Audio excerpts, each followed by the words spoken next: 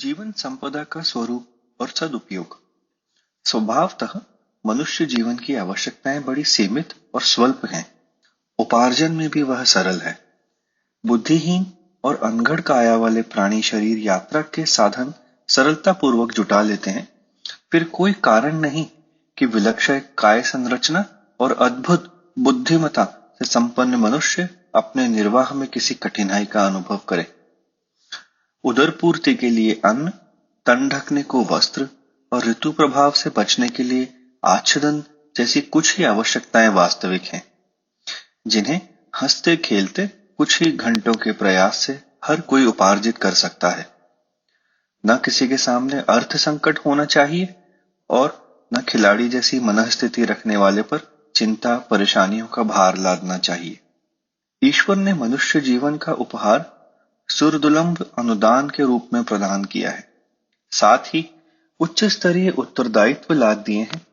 स्पष्ट है कि बड़े पद या गौरव जिन्हें प्रदान किए जाते हैं, उन्हें बड़ी जिम्मेदारियों से भी लाद दिया जाता है। सेनापति का पद दर्जा, सम्मान, अधिकार, वेतन आदि अन्यान्यों से बढ़ा चढ़ा होता है, पर साथ ही उसके ऊपर जिम्मेदारियां भी इतनी अधिक होती हैं कि तनिक सा प्रमाद करने पर भी क्षम्य नहीं समझा जाता, वरन कोर्ट मार्शल के निर्णय अनुसार गोली से उड़ाया जाता है। सफाई कर्मचारी के प्रमाद की छोटी चेतावनी या प्रताड़ना से भरपाई हो जाती है, पर सेनापति को उतने भर से छुटकारा नहीं मिल सकता। कारण स्पष्ट है।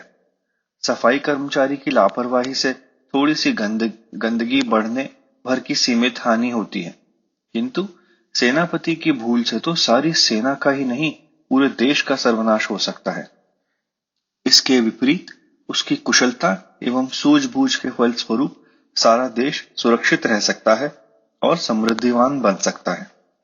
सेनापति को सम्मान, अधिकार, वेतन आदि का जो अनुदान मिलता है, वह किसी का अनुग्रह नहीं, वरन सौंपी गई जिम्मेदारियों को ठीक तरह पालन कर सकने के लिए आवश्यक सुविधा भर है। यही बात अन्य उच्च अधिकारियों के संबंध में भी है। उन्हें कितने ही ऐसे साधन और सहायक मिलते हैं जो साधारण कर्मचारियों को उपलब्ध नहीं होते। इसमें किसी पक्षपात का आरोपण करने की आवश्यकता नहीं है। मनुष्य जीवन की गरिमा न समझी जा सके तो उसे एक प्रकार से अभिशाप ही कहा जाएगा, क्योंकि वह अन्य प्राणियों की तुलना में अधिक रुग्ण, चिंतित, उद्विग्न और समस्याओं से ग्रसित पाया जाता है। पग पग पर दुर्गति भी उसी की होती है और मरणोत्तर जीवन में वही सबसे अधिक कष्ट सहता है। इसके विपरीत यदि कोई यह समझ सके कि उसे ईश्वर के वैभव भंडार का सर्वोपरि उपहार उपलब्ध है, इसके साथ असंख्य संभावनाएं, अगणित विभूतियां जुड़ी हुई हैं, तो उसके उत्साह का ठिकाना न रहेगा। साथ ही यह अनुभव भी होगा कि इतने बड़े पद का मिलना जहां अनुपम सौभाग्य है, वहां उसके साथ जुड़े हुए उत्तरदायित्वों का भार भी कम नहीं है। मनुष्य जीवन ईश्वर का उपहार है। उसे सार्थक, सुखद और सफल बनाना मनुष्य का निजी उत्तरदायित्व है। ईश्वर समदर्शी और न्यायकारी है। उसे न किसी से राग है न द्वेष। सभी को पात्रता में उत्तीर्ण अनुत्तीर्ण होने का अवसर वह क्रमानुसार देता है। स्कूली छात्रों में से जो उत्तीर्ण होते हैं वे अगले दर्जे में चढ़ जाते हैं। जो अधिक अच्छे नंबर लाते हैं वे छात्रवृत्ति पाते हैं। इतना ही नहीं, बड़े चुनावों में भी उन्हीं को प्राथमिकता मिलती है।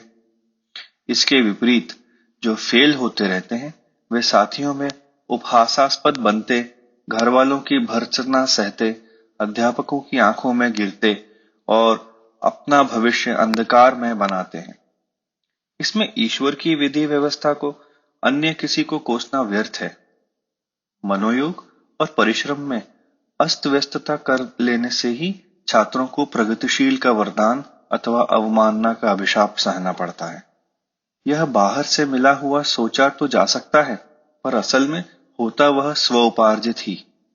मनुष्य जीवन निस्संदेह सुरदुर्लभ उपहार और ईश्वरीय वरदान है, पर साथ ही यह भी ध्यान रखने की बात है कि उसका दुरुपयोग करना ऐसा अभिशाप है जिसकी प्रताड़ना मरने के उपरांत नहीं, तत्काल हाथों हाथ सहनी पड़ती है।